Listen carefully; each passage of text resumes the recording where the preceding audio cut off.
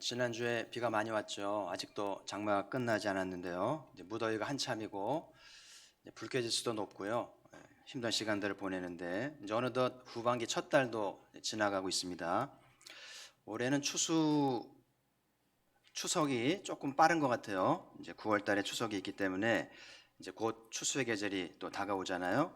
올해는 어떤 열매를 거두어 드릴지, 또 어떤 일로 즐거워하며 감사할지, 또 하나님이 어떤 것 주실지 기대해야 될 귀중한 시간들이라 생각이 듭니다. 올해 주일 강단을 통해서 광야 이야기를 나누고 가나안에 들어간 이야기를 나누고 있는데요. 여전히 이스라엘 히브리 노예들이 애굽에 있었더라면 한번 상상을 해보면 참 끔찍하다는 생각이 들어요. 아무런 희망도 없고, 그렇죠? 착취를 당하고 물건 취급받다가 죽어가는 노예들을 생각하면 그들에게 해방이 없었더라면 얼마나 끔찍한 일일지.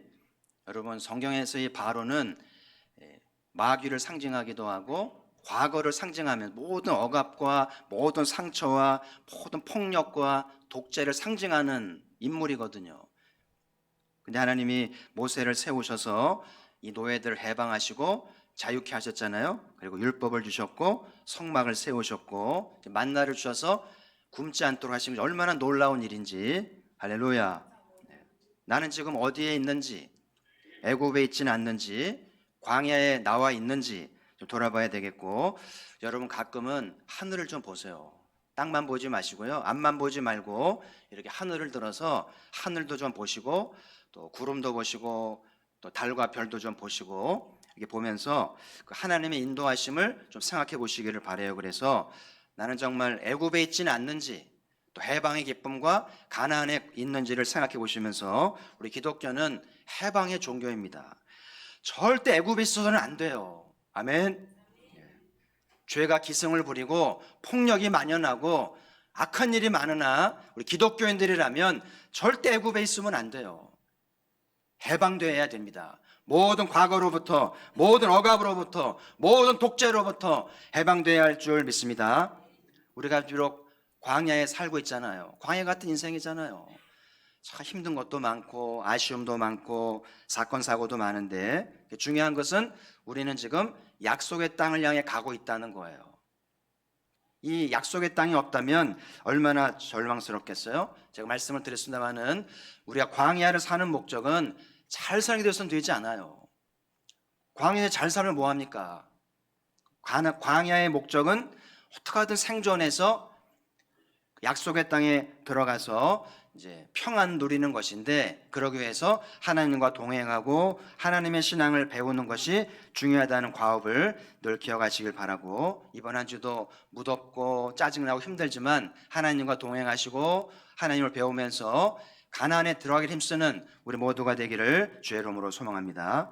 지금 여호수아 공동체가 하나님의 때가 되어서 이제 가나안에 들어가려고 전쟁을 치르고 있잖아요.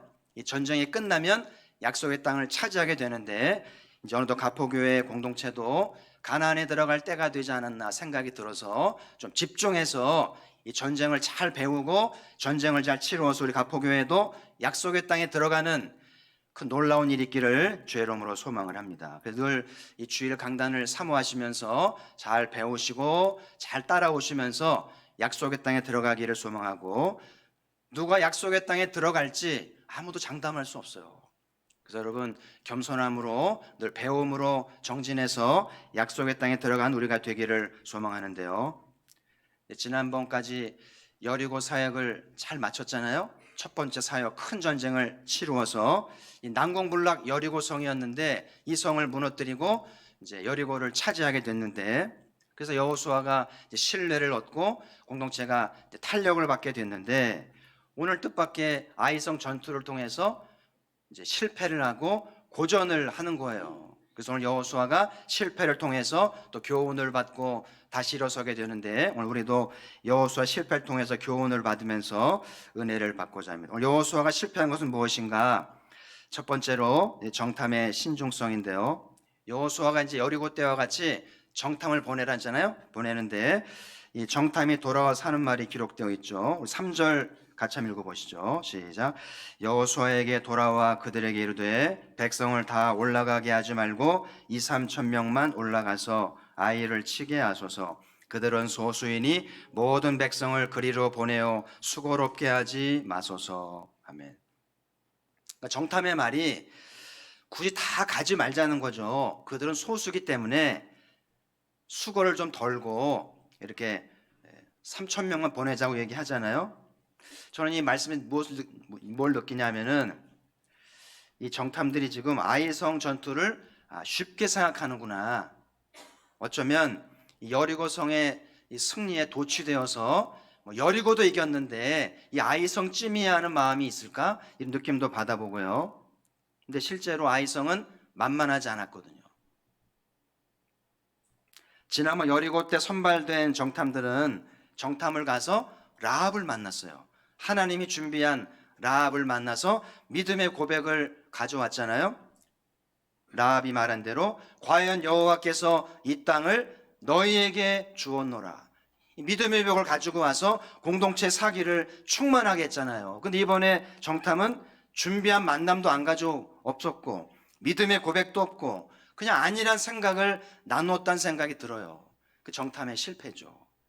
그래서 36명이 살육을 당했는데 이것도 불행 중 다행이죠. 다 죽지 않았잖아요. 36명이 희생을 당하면서 쫓겨와서 두려움에 잡히게 되는데 우리가 다시 한번 무슨 일을 하든지 이 정탐은 꼭 필요하다는 것을 교훈을 받게 되는데 중요한 것은 정탐을 신중하게 잘 세워야 된다. 좀 책임감 있는 사람 그리고 믿음의 고백을 할 줄 아는 사람을 세워야만 이제 공동체를 건강하게 세우게 되는데 지난번처럼 라합을 만나고 오게 하든지 하나님이 준비한 사람을 만나고 오든지 아니면 어떤 믿음의 체험을 하고 오든지 그런 체험을 할 줄 아는 사람을 세우는 것이 중요하다는 것을 배우게 되는데 오늘 여호수아가 아이성 실패를 통해서 정탐을 경솔히 했다는 것을 깨닫게 되었다는 생각이 들어요. 좀 더 사람을 잘 세울 것을 하는 아쉬움을 경험하게 되는 것이죠. 지난주에 정부가 세계 무역기구에 이제 사단 이제 성경말 정탐이죠. 사절단을 보내서 이제 무역기구 이사회가 스위스 제네바에 열렸잖아요. 일본의 무역 제재 부당함을 호소하고 이사국에게 좀 설득하기 위해서 이제 사람을 보냈는데요. 사진을 한번 보시면 그 공항 인터뷰도 제가 봤고요. 갔다 와서 뉴스에도 나온 걸 제가 봤는데 느낌이 자신이 만만한 거예요. 문과 출신인데 군인의 기백도 보이고 말도 참 논리성 있게 잘하고 보면서 그 안정감을 제가 느끼겠더라고요. 그래서 가서 이제 이사회의 때 열국의 이사들 앞에서 연설을 했는데 그 사람들의 반응이 연설이 엑설런트 했다. 칭찬도 받고 연설 내용이 잘 꾸며지고 구성되어서 감동을 주었다는 이야기를 들었다고 그래요. 우리나라 살던 옆에 일본 대표팀이 같이 앉아 있었는데 그런 얘기를 했다고 그래요. 조금만 몸짓을 돌리면 서로 바라볼 수 있는데 자리를 바꿔도 일본 사람인지 한국 사람인지 모를 정도로 같은 민족 같은 나라인데 왜 이렇게 단절되었는지 모르겠다. 대화하고 싶다. 우리 하나가 되어야 된다. 했는데 일본의 반응은 냉랭했거든요. 이제 어떻게 이사국들이 반응할지 모르겠는데 이 대표 실장의 이 좋은 연설과 당당한 모습과 설득력이 이사국에게 이제 우리를 도울 것을 기대하게 되는 이제 일이 있었는데요. 우리가 교회를 대표한다면 혹시 우리가 나라를 대표하고 한국교회를 대표한다면 어떤 모습으로 보이게 될지 과연 책임감 있고 믿음으로 고백할 만한 준비가 되어 있는지 좀 무장하는 이 자리가 되어야 되겠고요. 신앙에는 장사가 없다고 그러잖아요. 여러분 여호수아의 강점이 뭐였죠? 모세가 여호수아를 후계자로 낙점한 제일 요소가 뭐라고 그랬어요? 믿음이거든요. 여호와 앞에 엎드리는 믿음을 보고 후계자로 낙점을 했는데 오늘 여호수아가 그 믿음에 실패를 했어요. 믿음의 정탐을 세우는 일을 실패해서 아픔을 겪게 되는데 신앙에는 장사가 없구나. 어제 신앙이 좋았다고 오늘 신앙 좋은 거 아니에요. 어제 일이 잘 됐다고 내일도 잘 되는 것 아니고요. 늘 겸손하게 늘 믿음 무장하는 것이 필요하다는 것을 교훈을 받게 되는데, 오늘 하나님이 찾으시는 사람은 죽은 믿음이 아니라 살아있는 믿음을 가진 사람, 행함 없는 믿음이 아니라 행동한 믿음 가진 사람을 찾으시는 줄 믿습니다. 하나님으로부터 위대한 일을 기대할 줄 아는 사람, 그 믿음의 정탐이 준비되는 이 교회 되기를 주의 이름으로 축복합니다. 자, 두 번째로 여호수아가 실패를 통해 교훈을 받는 것은 이제 엎드리는 것인데요. 뜻밖의 이 3,000명의 선발대가 패전병이 돼서 30명이 죽고 쫓겨왔잖아요. 그리고 사람들이 두려움에 사로잡히게 된 걸 보고 나서 여호수아가 옷을 찢고요. 옷을 찢었다는 것은 분노의 상징이죠. 참을 수 없는 분노가 일어났고요. 티끌을 무릅쓰고 여호와 귀 앞에 엎드리게 되는데, 여러분 성경에서 엎드린다는 것은 예배 드리는 거거든요. 근데 오늘 여호수아의 엎드림은 예배하는 것 같나요? 예배가 되겠습니까 지금? 똑같은 엎드림인데 예배 드림은 아니고 그냥 엎드린 거예요. 황당하고 분노가 치밀고 어찌할 바 몰라서 엎드린 것을 이제 보게 되는데요. 사람들이 힘든 일을 만나면 뭐 이불을 뒤집어 쓰든지 아니면 잠수를 타든지 안 먹던 걸 막 먹든지 막 방황을 하든지 그 나름대로의 표현이 있잖아요. 오늘 여호수아가 이 황당한 일을 당하고 나서 이제 엎드려서 분통을 터뜨리게 되는데요. 중요한 것은 진정한 예배자가 되기 위해서는 먼저 상한 심령이 되어야 된다는 사실이에요. 오늘 여호수아가 비록 마음이 상해서 분통이 터져서 엎드렸지만 이것이 진정한 예배자가 되기 위한 전 단계였다는 것을 배울 필요가 있어요.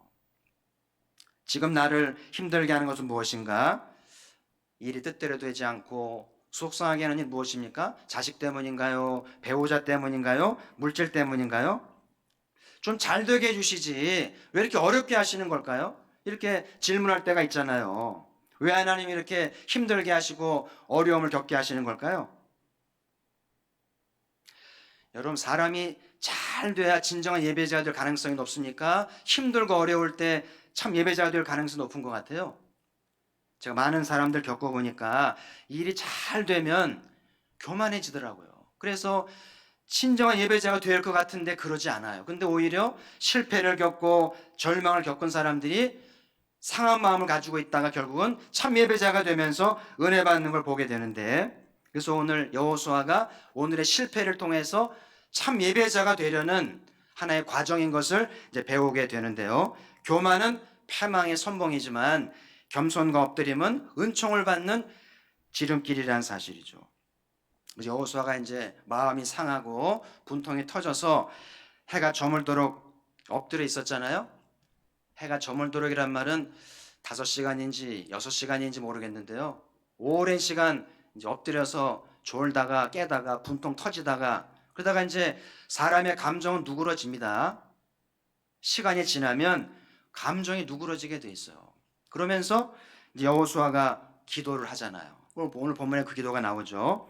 오늘 여호수아의 기도를 보면 여호수아가 진정한 예배자였음을 이제 확인하게 되는데, 오늘 여호수아의 기도가 이제 아이성 전투의 반전을 가져오는 실마리가 되는데 오늘 잘 배워가시길 바래요. 첫 번째 기도는 뭐냐면 솔직한 기도예요. 솔직한 감정의 표현을 했다는 것이죠. 그래서 오늘 7절에 보시면 슬프도소이다. 슬픔을 고백하면서 어찌하여 이렇게 가나안 사람에게 패하게 해서 이 지경을 당하게 했는지, 차라리 요단을 건너지 말고 요단 건너편 쪽에서 만족했으면 좋을 뻔했습니다. 그런 고백을 드리잖아요. 이 정직한 여호수아의 고백이 하나님 마음을 움직입니다.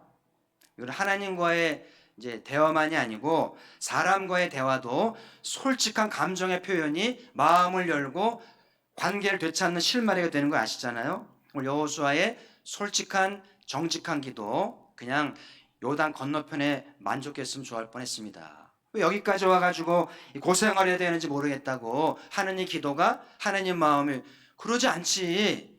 하나님 마음 끌어낸 거예요. 자, 또 한 가지는 여호수아의 기도가 반전을 이룬 것은 하나님의 이름을 구했다는 거죠. 하나님의 크신 이름을 위하여 어찌하시려나이까. 여호수아의 관심은 지지도가 아니에요. 전쟁에 져서 사람들이 날 버리지 않을까? 이런 인기나 지지도가 중요한 게 아니고 이 전쟁 때문에 하나님의 이름이 욕을 들을 것에 대해서 염려하는 것이 여호수아의 관심사였다는 것이죠. 이대로 우리가 패배하면 하나님의 이름이 욕을 들을 텐데 어찌하면 좋을런지 그것을 기도했다는 사실인데요. 많은 사람이 다 주를 위해요. 가포교회를 위하고요. 노회를 위하고요. 한국교회 위한다고 그러는데 실제로는 그렇지 않아요. 실제로는 자기 체면, 자기 자존심, 자기의 명분 이걸 내세우더라고요. 그러다가 뜻대로 안 되면 주의 일 그만둡니다. 심지어는 교회를 떠나기도 해요. 그러면서 교회를 부끄럽게 만들고 분란을 만들기도 합니다. 겉으로는 주를 위하는데 실제로는 자기를 위한 거예요. 오늘 여호수아의 기도 속에서 여호수아는 주를 위한다는 것을 깨닫는 것을 이제 보게 되는데요. 그래서 하나님은 당신의 이름을 위하는 자들을 다시 일어서게 하셔서 반전하게 해주셔서 영광을 받으신다는 것을 이제 배우게 되는데요. 한번 따라해 보시죠. 그리 아니하실지라도. 이 다니엘의 기도기도 하죠. 내가 실패하고 손해를 보고 망하게 하실지라도 내 기도대로 안 되게 하실지라도 주만 섬길 줄 아옵소서. 아멘.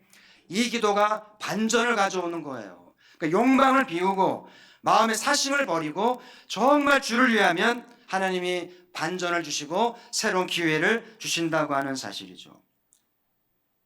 자, 정리해 보면 왜 하나님 실패를 경험하게 하시는 것 같아요? 왜 전능하신 하나님이 왜 실패를 겪게 하시는 것 같아요? 누가 진정으로 당신을 위하시려는지를 보시려는 거예요. 사람은 겪어보면은요, 실상이 나오잖아요. 잘 될 때야 모르죠. 근데 어려움을 겪고 위기를 만날 때 그 진정성이 나오는데 하나님은 실패를 통해서 여호수아가 진정으로 주를 위하는지를 보시려는 것이었어요. 근데 이 기도를 들어보니까 여호수아가 주를 위하거든요. 더 이상 실패할 이유가 없게 된 것이죠.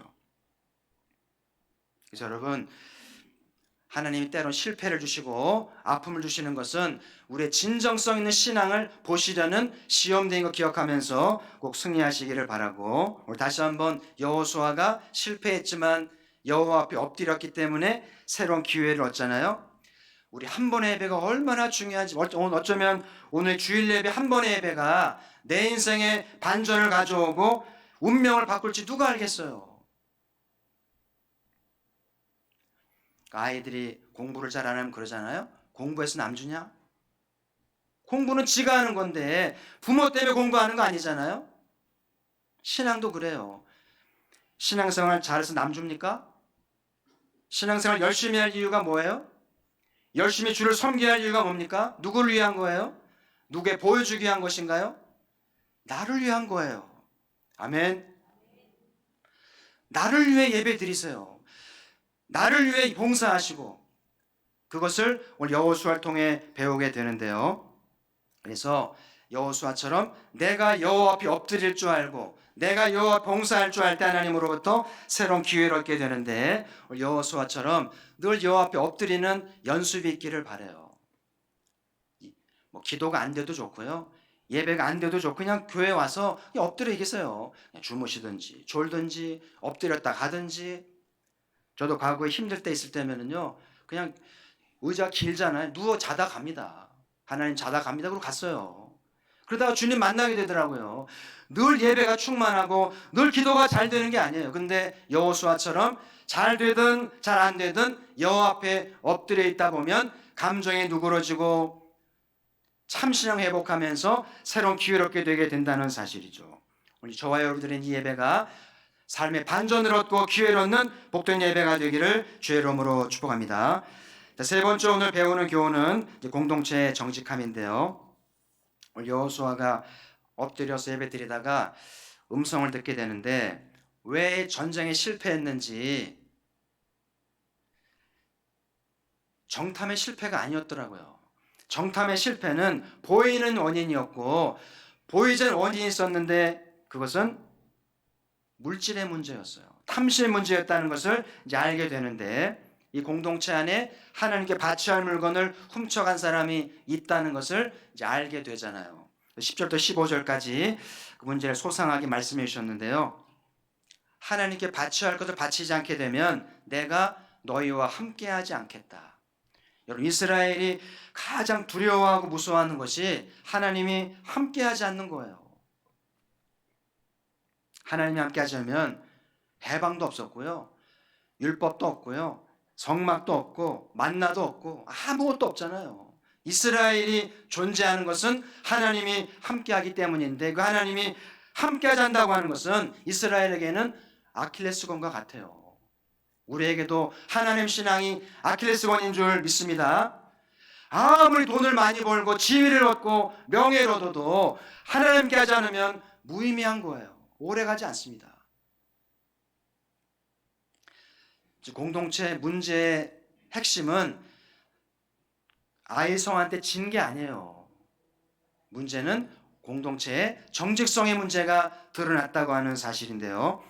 자, 우리 13절을 같이 한번 읽죠. 13절 같이 읽습니다. 시작. 너는 일어나서 백성을 거룩하게 하여 이르기를 너희는 내일을 위하여 스스로 거룩하게 하라. 이스라엘 하나님 여호와의 말씀에 이스라엘아 너희 가운데 온전히 바친 물건이 있나니 너희가 그 온전히 바친 물건을 너희 가운데에서 제하기까지는 내 원수들 앞에 능히 맞서지 못하리라. 아멘. 보세요. 지금 범인은 숨어 있습니다. 아무런 단서도 없습니다. 근데 이 말씀대로 아간을 찾아낼까요? 지금 14절 이하의 여호수아의 말이 먼저 지파를 뽑을 것이다. 12지파 중에 한 지파를 뽑고 그 지파의 많은 집안 중에 한 집안을 뽑고 그 집안 중에 한 가정을 뽑고 그 가정에서 한 사람을 찾을 것이라고 그러는데, 여호수아 말대로 찾아낼 수 있을까요? 오늘 저 유전자 증거라든지 무슨 과학 수사도 아니고 찾아낼 수 있을까요? 16절 이하에 보면 제비를 뽑는 내용이 소개가 되어 있는데요. 먼저 유다 지파가 뽑혀요. 그 다음에 유다 지파 가운데 이제 세라의 집안이 뽑히게 되고요. 그 집안 중에도 삽디의 가족이 뽑히고, 그 다음에 이제 마지막으로 갈메의 아들 아간이 뽑히게 되는데, 여러분 장정만 60만이 넘습니다. 이 많은 사람 중에서 아간을 찾아낸 것이 우연입니까? 하나님이 찾아낸 겁니까? 어느 쪽이세요? 우연이죠. 그렇잖아요. 우리의 상식과 수학 경험으로는 이거 우연이잖아요. 근데 성경은 하나님이 찾아내셨다는 말씀을 하시죠. 성경에 보면 종종 제비 뽑기가 나오잖아요. 유다가 죽고 사도를 충원할 때도 제비를 뽑았잖아요. 그렇죠? 그래서 하나님이 제비를 통해서 원하는 사람을 찾아내기도 하고 세우신다는 것인데, 우리 교단이 좀 직면한 숙제가 하나 있는데 뭐냐면 총회장 선거예요. 저도 이제 총회장님 이제 이렇게 목사님을 섬기느라고 경험이 좀 있습니다만은, 총회장이 되기 위해서는 벌써 오래전인데요. 3억이 필요하다, 4억이 필요하다. 트렁크에 10,000원짜리 다발을 달고 다녔으니까 현실입니다. 너무나 비리가 많고요. 세상과 다를 바가 없으니까 총회에서 뭘 결정을 했냐면 성경대로 제비를 뽑자. 하나님이 제비를 통해서 준비된 사람, 원하는 사람을 세우실 것이다. 아멘. 이거 아멘하기 쉽지 않습니다. 근데 결정했어요. 근데 제비법 결정은 했는데 총회만 되면 선거를 합니다. 어떻게 설명을 해야 될까요?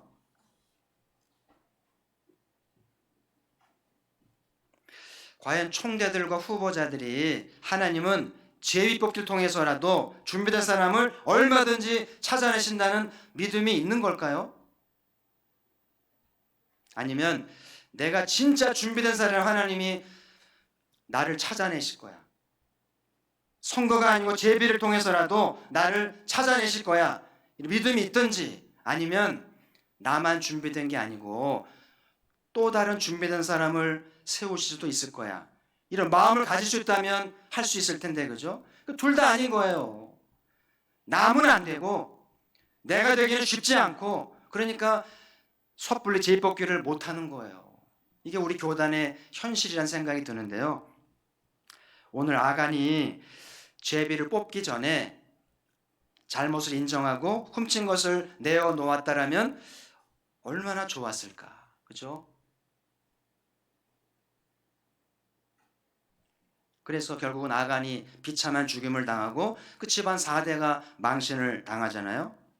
그래서 여러분, 한 사람의 실수가 집안을 망신하고 조상을 망신할 수도 있고, 한 사람이 잘해서 집안의 명예가 되게 하고 부모님 얼굴을 기쁘게 할 수 있다는 것을 기억하셔야 되겠죠. 사랑하는 성도 여러분, 하나님은 정직한 사람을 찾으세요. 정직한 공동체를 찾으시는데 우리 가포교회가 정직한 공동체, 정직한 사람들이 모임 되기를 주의 이름으로 축복합니다. 제가 한번 소호한 기억이 있습니다만은 그 커닝햄 연로하신 분이신데요. 예수님단 총재를 지내신 분인데 열방을 변화시킨 하나님의 책이란 책을 썼는데요. 이 책에 보면 이제 이분이 전 세계를 다니면서 열방을 변화시킨 이야기들을 사례하고 있는데, 그죠? 우리나라도 나와요. 유럽 이야기도 나오고 여러 아시아도 나오는데, 그래서 일본을 소개하면 일본을 이렇게 소개를 해요. 일본은 부분적인 순종이 부분적 축복 가져온 나라라고 소개를 하더라고요. 일본이 좀 더 정직했더라면, 좀 더 말씀에 잘 반응했더라면 온전한 복을 받았을 거라고 얘기를 하는데 공감이 돼요. 여러분, 일본은 우리보다 훨씬 복음 일찍 받아들인 나라예요. 신실한 학자도 많고요, 신실한 그리스도인도 많고, 신실한 목회자가 많고요. 지금 양심의 소리들이 너무나 많아요. 근데 침묵할 뿐이죠. 우리보다 더 좋은 기독교 전통도 많이 있는데 왜 이렇게 오늘날 일본이 어려움을 겪는 것일까요? 지금도 일본은요, 영적으로 미숙해. 우리나라 선교사의 도움을 받아야 되잖아요. 한국에 많은 선교사들이 가서 일본의 교회를 돕고 성도를 도우면서 일본 미성숙한 교회를 돕고 있잖아요. 그렇죠? 저는 일본의 무역 제재가 미성숙한 모습이라고 생각이 들고 하나님이 온전히 축복하지 못한 요인이라는 생각이 들어요. 일본이 하나님 앞에 겸허하게 지난 날을 자복하고 통회하고 보상하고 사죄할 건 사죄한다면 온전한 복을 받을 텐데 미성숙한 거예요. 아무쪼록 한국의 선교사들과 교회 섬김을 통해서 일본이 성숙해짐으로 온전한 민족이 되기를 소망을 해봅니다. 우리 교회가 20년 동안 일본을 선교사를 파송해서 도왔잖아요. 얼마나 보람된 일이었는지 몰라요. 과연 일본이 우리 선교사들의 기도와 눈물을 통해서 정직한 민족이 되어서 온전한 복을 받게 될까요? 기대해 봅시다. 아멘. 그래서 그렇게 된다면 우리나라와 일본이 힘을 모아서 21세기 하나님 나라를 위해서 얼마나 멋진 파트너가 되겠는가. 할렐루야. 이제 말씀의 결론입니다. 오늘 여호수아가 실패를 통해서 여러 가지 교훈을 받게 되는데요. 첫 번째 받은 교훈은 정탐의 신중함을 교훈받게 됩니다. 사람을 잘 세웠어야 되는데 좀 신중하게 책임감 있고 믿음의 고백을 할 수 있는 사람을 세웠어야 되는데 왜 믿음의 강점인 여호수아가 그걸 소홀히 했을까요? 원숭이가 나무에 떨어진 느낌을 받아요. 여리고성의 승리에 도취했기 때문일까요? 아이성을 쉽게 생각하기 때문이었을까요? 사람 의외로 작은 일에 넘어집니다. 작은 일에 시험 들고요, 작은 말 한마디 넘어지잖아요. 사도 바울이 고백을 해요. 저는 지난 것은 잊어버리고 앞을 향해 뛰어갑니다. 잘했든 못했든, 잘했다고 교만해지고 못했다고 낙심하고 그러지 않고 지난 것 다 잊어버리고 오직 앞을 향해서 다른 박질한다고 그래요. 첫 마음을 가지고 산다는 이야기죠. 이제 새로운 한 달을 맞이할 텐데요, 주의 은혜 가운데 지난 일은 다 잊어버리고 앞을 향해서 다른 박질해서 새로운 삶의 기회를 얻기를 주의 이름으로 축복합니다. 믿음의 사람이 되시고 좀 책임감 있는 사람이 되어서 교회를 대표할 만한, 이 사회를 대표할 만한 믿음의 사람 되기를 주의 이름으로 소망합니다. 자, 두 번째 교훈을 받는 것은 엎드리는 것이었는데요, 우리 하나님은 왜 실패를 주시는가? 실패를 통해서 마음이 상해야 사람은 엎드려요. 참 예배자가 되기 위해서 실패를 경험하게 하시는데, 지금 여러분 가운데 실패가 있고 어려움이 있고 고난이 있다면 하나님이 지금 내가 참 예배자가 되시고 준비하시고 기억하고요, 주 앞에 엎드리시길 바라고, 오늘 여호수아가 여 앞에 엎드려서 반절 이루는 기도를 드리게 됐는데, 첫 번째는 솔직한 기도. 관료처럼 기도하지 마세요. 공무원처럼 기도하지 마세요. 솔직하게 아이처럼 감정을 그대로 표현하세요. 시편 109편 보세요. 얼마나 정직한지 몰라요. 정직한 기도가 하나님 마음을 움직입니다. 또 한 가지는 하나님의 이름을 구하잖아요. 내 자존심, 내 명분, 내 이름이 아니라 아버지의 영광을 구하니까 하나님이 당신의 이름을 구하는 자들에게 새로운 기회를 여시고 응답하시는 줄 믿습니다. 내 탐심을 내려놓고 욕심을 버릴 수만 있다면 하나님 일하실 텐데, 겉으로만 주여 주여 하지 마세요. 하나님은 중심을 봅니다. 이 가포교회 중에 누가 진심으로 주를 위하는지 보시고 합당하시면 이 가을에 기회를 여실 줄 하나님을 기대합니다. 세 번째로 여호수아가 배운 것은 공동체의 정직함인데요. 공부를 잘하고 돈을 많이 벌고 하는 것보다 중요한 것은 정직함이에요. 속여서 장사하지 마세요. 속여서 지위 얻지 마세요. 오래가지 않습니다. 정직함이 진정한 성공의 기초고 형통함이 원리라는 걸 기억하면서 저 여러분 안에 있는 아간을 제거하시기를 바라요. 그래야 진정한 복을 받고 형통을 경험하게 되겠죠. 지금 대한민국은 잘 사는 나라입니까? 정직한 나라를 추구하고 있습니까? 이 나라가 경제회복을 위해 기도하기보다 정직한 나라가 되기를, 아간이 떠나가기를 기도하는 교회가 되어야 되겠습니다. 그래서 일본의 반쪽 축복을 기뻐하지 말고 정직함으로 온전한 복을 받는 일본이 되기 위해 기도해 주시고 이 나라가 되기 위해 기도하는 우리가 되기를 주의 이름으로 축복합니다. 하나님 아버지,